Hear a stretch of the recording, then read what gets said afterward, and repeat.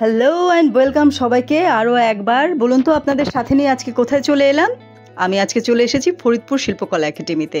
এখানে 2 দিনব্যাপী একটি নাট্যোৎসব চলছিল, একক অভিনীত নাটক, যেখানে সমাপনী দিনে প্রত্যয় থিয়েটারের ম্যাডম্যান নাটকটির প্রদর্শনী ছিল। এখানে পোস্টার আপনারা দেখতে পাচ্ছেন। আর আপনাদের সাথে নিয়ে আমি অদিতি চলে এলাম আমাদের এই ফরিদপুরের শিল্পকলা একাডেমিতে। আপনাদের বলতে দ্বিধা নেই যে আমার হোম ডিস্ট্রিক্ট ফরিদপুর, আমি ফরিদপুরেরই মেয়ে, কিন্তু এই প্রথমবার আপনাদেরকে সাথে নিয়ে কিন্তু আমি শিল্পকলা একাডেমিতে পা রাখছি। এর আগে কখনো ফরিদপুরে শিল্পকলা একাডেমিতে আমার প্রবেশ করা হয়নি, কেননা বাবা মা যেহেতু সরকারি চাকরি করতেন, বাইরেই বড় হয়ে ওঠা। ফরিদপুর শহরটি আমার জাস্ট ওই পার্মানেন্ট অ্যাড্রেস হিসেবেই রয়ে গিয়েছে, এখানে বেড়ে ওঠার সুযোগ আমার হয়নি। তো পার্মানেন্ট অ্যাড্রেসটাকে ছুঁয়ে দেখার এই সুযোগটি হাতছাড়া হলো না, যে কোনোভাবেই হোক টিমের সঙ্গে আমাকে যুক্ত থাকতেই হলো। আর এই হচ্ছে গিয়ে ফরিদপুরের শিল্পকলা একাডেমির মূল ভবন বলা যায়। এখানে মূলত ক্লাস হয়। অনেক পুরনো একটা বিল্ডিং, আপনারা তো জানেন, পুরনো বিল্ডিং দেখলে আমি একটু কাছে গিয়ে ধরে ছুঁয়ে দেখতে চাই, ইতিহাস বা সেই পুরনো দিনের মানুষগুলো সম্পর্কে যেন একটু ঘ্রাণ নেওয়ার চেষ্টা করি। চেষ্টা তো এটাই থাকে। এবং আরেকটা মজার ব্যাপার হচ্ছে এই রুমগুলোর এক একটা অদ্ভুত সুন্দর নাম। পদ্মাপাড়, তারপর নকশি কাঁথার মাঠ, আর একটা দেখেছিলাম 2 পয়সার বাঁশি। তো যে কোনো কারণে এই ভিডিও ক্লিপটা আমি না সোজা করতে পারলাম না, এটা বাঁকাই রয়ে গেল আমারই মতো কিছুটা। তো কষ্ট করে একটু দেখে নেবেন। আর এই হচ্ছে কড়িবর্গার যে ছাদ, মিনারের আকৃতির যে দরজার যে প্যাটার্নগুলো, সেই জিনিসগুলো এখানে এত সুন্দর লাগছিল। আমি ঘুরে ঘুরে দেখছিলাম। মূলত এই টাইমটায় আমার কোনো কাজ ছিল না, আমি সাউন্ড অপারেটের জন্য গিয়েছিলাম। তো সেটের কাজ চলছিল, আমার কাজটা একটু পরে শুরু হবে।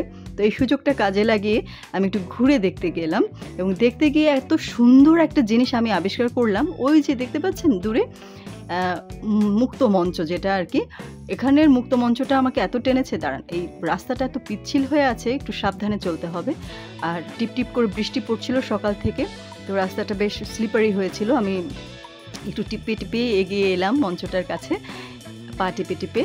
তো এখানে হচ্ছে গিয়ে এত সুন্দর মঞ্চটা, বেশ চওড়া, ছিমছাম, আমার খুব ভালো লেগেছে।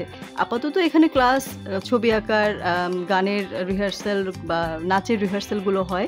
তো আমার কাছে মনে হচ্ছিল আমার একাডেমির নাচের ক্লাসরুমটা যদি আমি কখনো এইভাবে তৈরি করতে পারি, আমার খুব ভালো লাগবে।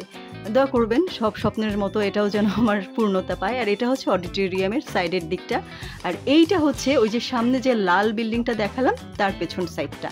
তো এখান দিয়ে হয়তো প্রোগ্রামের সময় আসা যাওয়া হয়। তো বর্ষাকালে চারিদিকটা একটু এলোমেলো হয়ে থাকলেও জায়গাটা আমার খুব ভালো লেগেছে। এখন পর্যন্ত তো আপনাদের অডিটোরিয়ামটাই দেখানো হয়নি।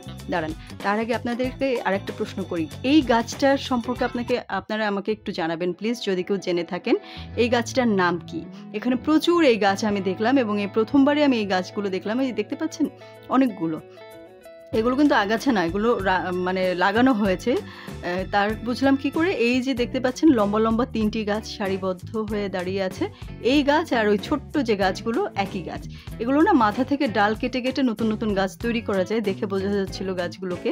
এবং এই গাছের যে মাথার দিকে যে পাতার অংশটা দেখতে পাচ্ছেন, এখানেও প্রচুর রকম যে কাটা হয়েছে বোঝা যাচ্ছে। ছোট এবং বড় দুটো ভার্সনে আমার বেশ ভালো লেগেছে।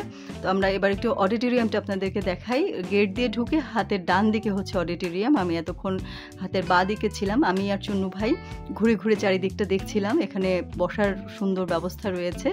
আর সিঁড়ি দিয়ে উঠে আপনি যখন একদম সামনের যে দরজাটা পাবেন, এটাই হচ্ছে অডিটোরিয়ামের দরজা। এই পাশে ছোট্ট একটু বারান্দা মতো আছে, আর এই পাশ দিয়ে যে সিঁড়িটা উঠে গেছে, এটা দাপ্তরিক বিভিন্ন রুমগুলো উপরে রয়েছে সেটা। আর এই হচ্ছে অডিটোরিয়াম। বেশ ছোট, ছিমছাম, গোছানো একটা অডিটোরিয়াম, বেশ ভালো লেগেছে। পলক আর নীরব সেট তৈরি করছে ওরা, ওদের কাছে খুবই আনন্দদায়ক ছিল। এটা ওদের প্রথম ট্যুর ছিল। আর এই হচ্ছে মঞ্চ, লাইটের ভাইয়ারা ওনারা লাইট বেঁধে দিচ্ছেন। মঞ্চটা হচ্ছে সম্পূর্ণভাবে সিমেন্টেড। যশোরে বা ঢাকাতে আমরা দেখে থাকি কাঠের পাটাতন থাকে ওপরে, কিন্তু এখানে পুরো মঞ্চটাই সিমেন্টেড। আর বেশ ভালোই, খারাপ নয়। দূরে দেখতে পাচ্ছেন হচ্ছে শিপন আর হচ্ছে গিয়ে জাহাঙ্গীর ভাই বসে গল্প করছে। জাহাঙ্গীর ভাই হচ্ছেন ফরিদপুরের প্রাণবন্ত একজন নাট্যকর্মী। জাহাঙ্গীর ভাইয়ের সাথে আমার আলাপ হয়েছিল লেকচার থিয়েটারের মাধ্যমে করোনাকালীন সময়ে। তারপর থেকে উনি কখন যেন আমাদের ঘরের লোক হয়ে গিয়েছেন, আমার বড় ভাইয়ের মতো উনিও একজন। এবং আমরা বাইরে কোথাও গেলে উনি আমাদের সঙ্গী হওয়ার চেষ্টা করেন। আমাদের সহবাস নাটকের লাইট করতে উনি যশোর এসেছিলেন ফরিদপুর থেকে। তো এটা হচ্ছে আমরা দুপুরে খাবার খেতে এসেছিলাম স্টেশনের কাছে, যেটা আপনার শিল্পকলা থেকে একটু দূরে। তো এখানে এই হোটেলটা হচ্ছে আমরা যাদের আয়োজনে গিয়েছিলাম ওনাদের সাংগঠনিক সম্পাদকদের।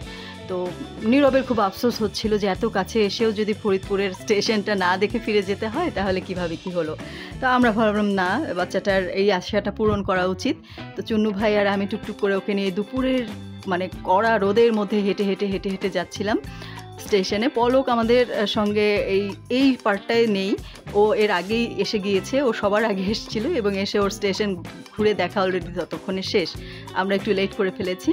আর শিপন আর জাহাঙ্গীর ভাইও অলরেডি চলে এসছে স্টেশনে। আসলে স্টেশনটায় যদি আমি না আসতাম আমার একটা অনেক বড় মিসিং হয়ে যেত। এখানে নীরবকে থ্যাঙ্কস যে স্টেশনটা সে দেখতে চেয়েছিল। এখানে এসে আমি একটা অদ্ভুত সুন্দর জিনিস দেখতে পেয়েছি, যেটা ইতিহাসের একটা অংশ বা বলতে পারেন বিজ্ঞানের শুরুর দিকের একটা নিদর্শন সেই জিনিসটা।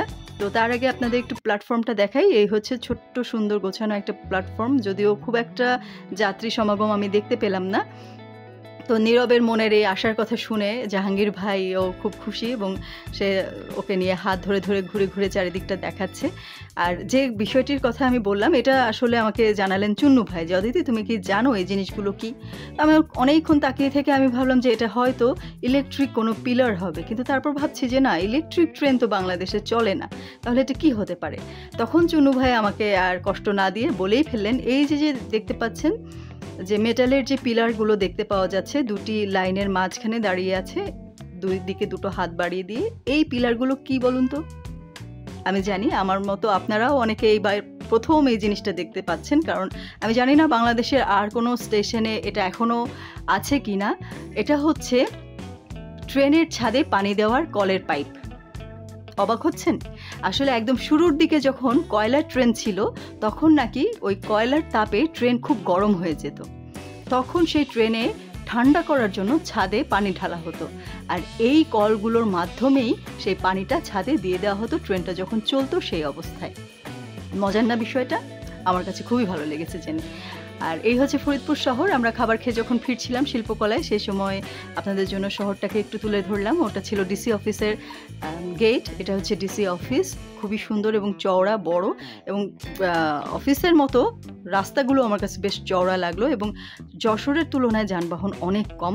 যশোরে তো ইদানিং প্রচণ্ড যানবাহনের কারণে জ্যামই লেগে যায়, বিশেষ করে স্কুল কলেজ কোচিংগুলো ছুটি টাইমটায়। তো সেই তুলনায় দেখলাম যে একটু গাড়ি ঘোড়া কম। দুপুরবেলা ছিল, সেটাও একটা কারণ হতে পারে, আর রাস্তাগুলো চওড়া এটাও একটা কারণ হতে পারে।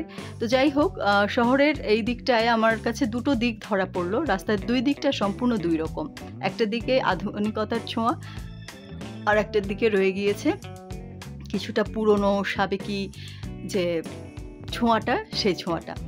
বেশ বড় বড় গাছপালা, যেটা ম্যাক্সিমাম রাস্তার পাশেই দেখা যায়। তো যেটা দেখা যায় না সেটা হচ্ছে এই যে পুরনো আভিজাত্যের নিদর্শন যা দাঁড়িয়ে আছে কালের সাক্ষী হয়ে, এবং আরেকটা দিকে গড়ে উঠছে নতুনভাবে, নতুন আধুনিকতার ছোঁয়াকে বুকে নিয়ে। তো পথ চলতে দুপুরের মধ্যে বেশ ভালোই লাগছিল, কেননা নতুন নতুন জায়গায় আসলে যেটা হয়, যা দেখি সেটাই ভালো লাগে। এটা হচ্ছে পৌরসভা। পৌরসভাটার সামনেটাও অনেক বড় একটা মাঠ মতো আছে, এবং সামনে একটুখানি সামনে এগুলোই হচ্ছে জেনারেল হসপিটাল, যার সামনে আমি কোনো ভিড় দেখলাম না। যশোরে অবশ্য প্রচুর ভিড় দেখতে পাওয়া যায়। আর এই যে আমরা যে টার্নটা নিলাম, এই টার্নে আপনাদের ওই যেটা বলছিলাম ওটা আরও প্রকটভাবে দেখতে পাবেন। এই দেখুন, একদিকে হচ্ছে আকাশচুম্বী বিল্ডিং, আরেকদিকে হচ্ছে আকাশচুম্বী বৃক্ষ।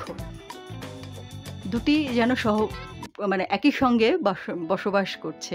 একদিকে আধুনিকতা আর একদিকে প্রকৃতি, যা আপনাকে স্নিগ্ধতাও দেবে এবং যুগের সঙ্গে তাল মিলিয়ে চলতেও সহযোগিতা করবে।